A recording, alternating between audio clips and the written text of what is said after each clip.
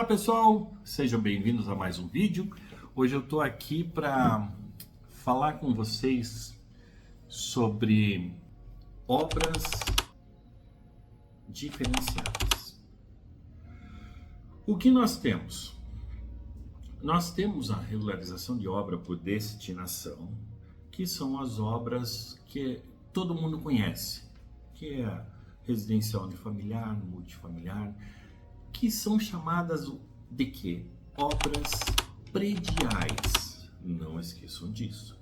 Só que eu chamo a atenção de vocês para um detalhe. As obras prediais, quando você vai conversar sobre ela tem uma definição de destinação que ela praticamente não contempla a definição como regra.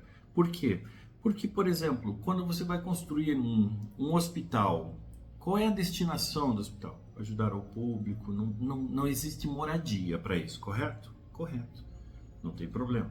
Mas ela vai dar a destinação de multifamiliar. O que eu quero dizer com isso? Não se atentem para unifamiliar, multifamiliar, não quer dizer muitas famílias morando lá. Não existe moradia tão somente. Assim como, em alguns casos, vocês vão ver que algumas regras são adaptadas para que um galpão industrial seja uma oficina, um motel seja um residencial multifamiliar. Então, o unifamiliar, o multifamiliar, ele não quer dizer exatamente a sua definição. Multifamiliar, muitas famílias, não. Ele pode ser um hotel, um motel, um hospital. Então, multifamiliar ele vai muito além daquilo que ele se define. E já as obras não prediais significa que é uma obra que não é contemplada pela NR 12721, não tem destinação específica. Como assim, Luiz? Toda obra tem uma destinação, toda obra tem destino de fazer alguma coisa para alguém. Correto, mas não é isso que a Receita Federal utiliza como a nomenclatura de tudo isso.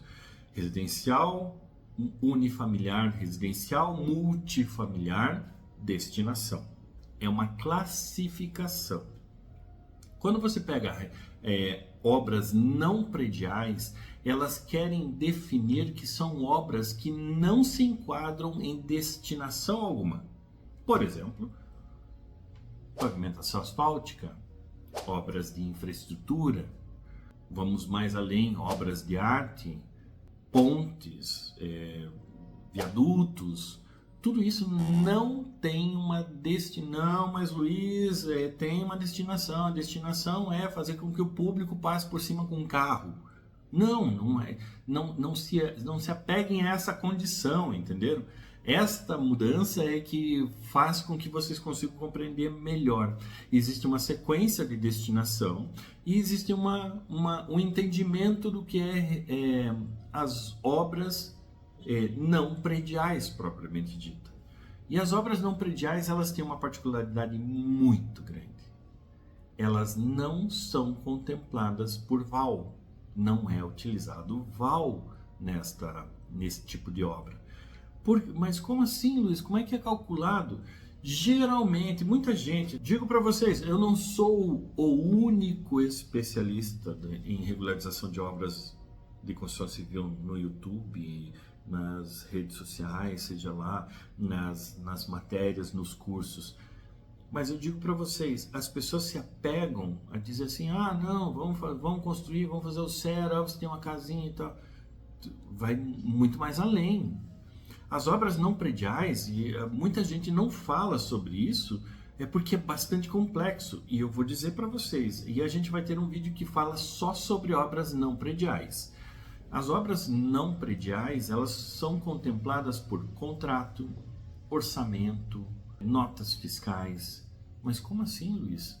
Eu já ouvi falar que alguns especialistas, grandes especialistas, calcular 36,8% de não sei. Essa é a regra geral para você recolher INSS de uma obra, seja ela qual for. Regra geral. Você tem abatimentos, você tem créditos, você tem qualificações, você tem N coisas. Então é por isso que você precisa se atentar.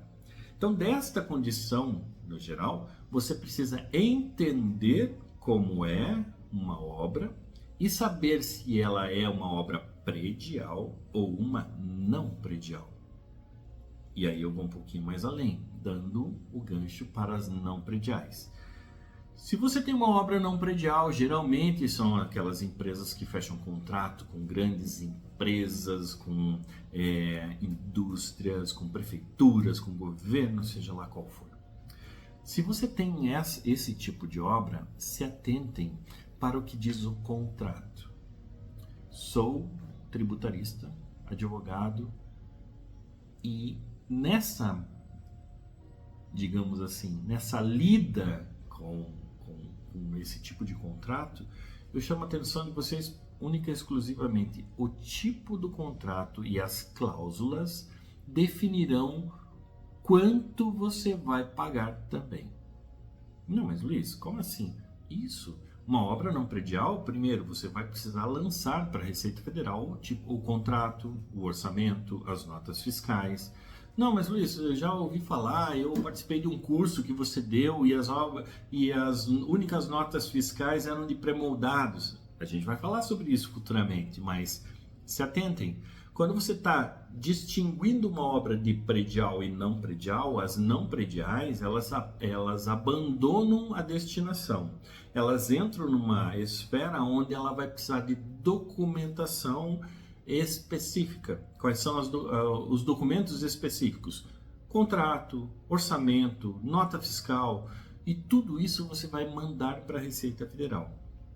Um contrato bem escrito, com cláusulas que obedecem à Instrução Normativa 2021, outras instruções normativas, ele vai te dar muito mais vantagem. Seria a pessoa física com um fator de ajuste e fator social. Para quem não sabe, temos nossos vídeos no canal explicando isso também, tá bom? Mas, para finalizar esse vídeo e não ficar muito longo e para as pessoas entenderem, eu quero que vocês entendam. Obras prediais têm destinação, ou seja, residencial unifamiliar, multifamiliar, comercial, áreas livres, né?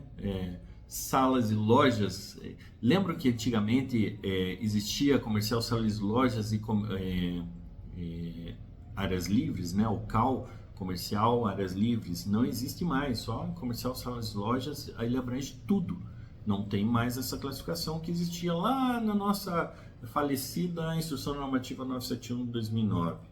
Então, com a Instrução Normativa 2021 de 2021, que trouxe uma classificação de destinação, ele já eliminou algumas coisas. E qual é a lógica dessa eliminação, Luiz? Simplesmente agora nós temos o VAL e a classificação mensal dele. Então, cada estado tem o seu VAL com suas destinações. Mas, Luiz, e as obras não prediais? Obra não predial não entra nessa condição. É o contrato, é a nota fiscal, é o orçamento e tudo isso vai para a Receita Federal, tá bom? Não esqueçam. Então é isso, pessoal.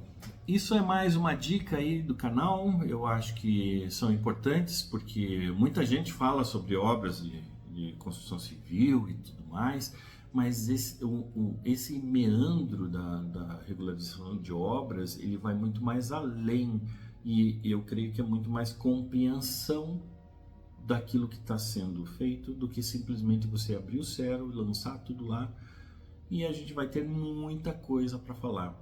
Se a gente vai vincular alvará a BITS, ou qual é a importância, qual é a relevância, se tem algum problema, se pode ter ou não, e a gente vai falar sobre muita coisa, tá bom? Então, deixa seu like aí, curta, compartilha e até a próxima com mais vídeos aí sobre regularização de obra de construção civil no Brasil, tá bom? Um grande abraço e até a próxima!